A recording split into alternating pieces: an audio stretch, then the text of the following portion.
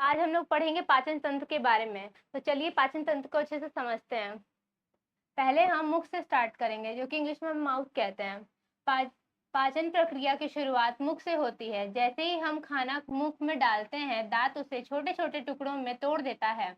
जैसे कि हम खाना मुख में डालते हैं तो दांत उसे छोटे छोटे टुकड़ों में तोड़ देता है। लार, जिसे हम इंग्लिश में सलाइवा कहते हैं। लार एक चिपचिपा सा पदार्थ होता है जो कि जब हम खाना खाते हैं तो हमारे खाने में मिल जाती है, जिसे जो हम खाए हैं उसे निगलने लायक बनाता है। और लार में एमाइलेज नामक एंजाइम होता है जो स्टार्च को शुगर में बदलने का काम करती है। जैसे कि हम खाना जब खाते हैं और दांत हमें छोटे छोटे टुकड़ों में करता है तो लार उस खाने को अच्छे से मिल जाता है और जिससे हमें निगलने में आसानी होती है। और लार में कौन सा एंजाइम होता है? तो इमाइलेज नामक एंजाइम होता है। इसे आप नोट कर लीजिएगा क्योंकि ये हर टाइम हर एग्जाम में पूछा जाता है। तो चलिए, जैसे हम लोग खाना खा लिए तो अब गले में जाते हैं, तो गले के बारे में जानते हैं। मुख से जाकर हुआ खाना गले के रास्ते नीचे जाता है। यह प्रक्रिया निगलना कहलाती है। गले में खाना और हवा के लिए अलग अलग रास्ते होते हैं। खाना जैसे फूड पाइप इंग्लिश में कहते हैं, यानी एसोफेगस की ओर जाता है, जबकि हवा श्वसन नली में जाती है। एक झिल्ली होती है जिसे एप्सिलाइजस कहते हैं। वह हवा के रास्ते को बंद कर देती है ताकि खाना गलत रास्ते ना जाए। जैसे कि हम कभी खाना खाते तो गले के रास्ते जाती है। गले में जैसे दो पाइप होता है, एक फूड पाइप होता है, विंड पाइप, जिसे हम लोग भोजन नली कहते हैं और एक को श्वसन नली कहते हैं। तो जो ये झिल्ली होती है वो यह काम करती है जैसे कि हमारा खाना गलत रास्ते पे ना जाए। फूड पाइप में ग्रसनी या भोजन नली के बारे में, जहाँ से हमारा भोजन जाता है। भोजन नली यह एक लंबी नली होती है जो गले से पेट तक जाती है। इसमें खाना पेरिस्टाइलाइजेशन इस नीचे पेट तक धकेला जाता है। इसमें कोई पाचन नहीं होता है, केवल खाना आगे भेजा जाता है। तो जो हम खाना जाते तो बस इसे नीचे पेट की ओर भेजा जाता है। और वो जो जब हम लोग खाना जाता है तो वो धीरे धीरे जाता है। जैसे कि हम लोग कभी जल्दी जल्दी खाते हैं तो हमारा अटक जाता है, इसकी हिचकी आने लगता है, जो पानी पीना पड़ जाता है। तो हमें खाना जल्दी जल्दी नहीं खाना चाहिए, क्योंकि जब हम खाना गले से जाता है तो वो धीरे धीरे जाता है, क्योंकि पेट में चोट हमारे ना लगे। क्योंकि एक ही पे अगर वो गिरेगा तो फिर हमारे पेट में तो चोट लगेगा। इसी कारण जब भी खाना खाएं तो हम लोग धीरे धीरे आराम से खाना चाहिए। तो अब हम लोग पेट के बारे में जानते हैं, जिसे इंग्लिश में स्टोमक कहते हैं।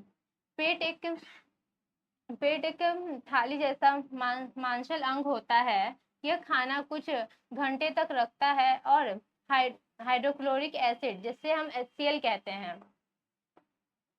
क्या कहते हैं? HCl। एक सेकेंड,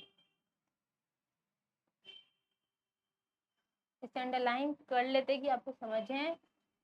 और एंजाइम पेशिश की सहायता के प्रोटीन का पाचन होता है। HCl बैक्टीरिया को भी मारता है और कम करता है, और फल खाने को एसिडिक मीडियम से कंट्रोल करता है। तो अब हम लोग नेक्स्ट टॉपिक पे जाते हैं।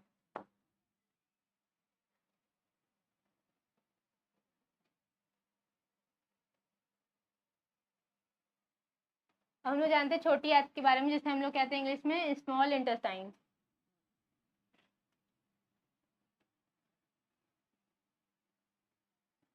क्या कहते हैं इंग्लिश में? Small intestine.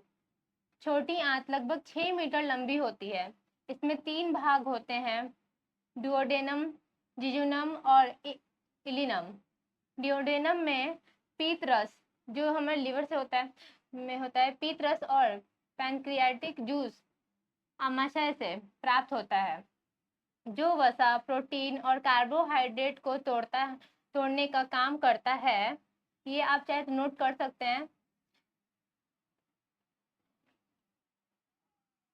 क्योंकि क्वेश्चन VVI ये सब होता है, पूछा जाता है, काम करता है।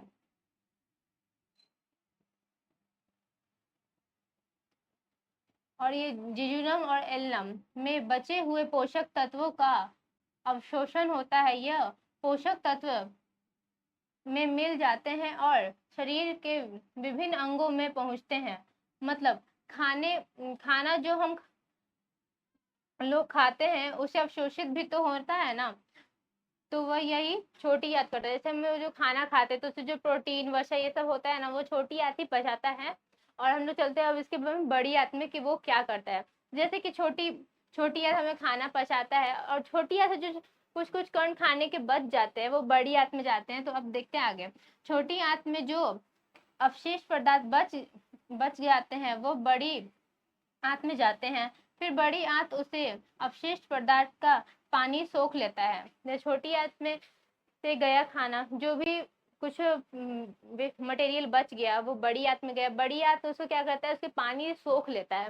और पानी सोखने के बाद बड़ी आंत में कुछ बैक्टीरिया रहते हैं जो विटामिन के जैसे तत्व बनाते हैं, जो बचे हुए अवशिष्ट पदार्थ को मल में बदल देते हैं। तो कौन है उसमें विटामिन के जैसे तत्व बनाते हैं। तो अब हम लोग अगले टॉपिक पे जाते हैं। छोटी आंत पढ़ लिए, बड़ी आंत पढ़ लिए। अब इसके बाद हम लोग मलाशय के बारे में जानते हैं। तो बड़ी आंत के अंत में मलाशय होता है। मल यहाँ कुछ समय तक संग्रहित रहता है। जब यह भर जाता है तो हमारे मस्तिष्क को संकेत मिलता है कि अब शरीर को मल त्याग करना चाहिए। गुर्दा, यह पाचन तंत्र का अंतिम हिस्सा है। यहाँ से मल शरीर से बाहर निकलता है। यह प्रक्रिया डिफेकेशन मल डिफिकेशन इंग्लिश वर्ड है, मल त्याग करता है।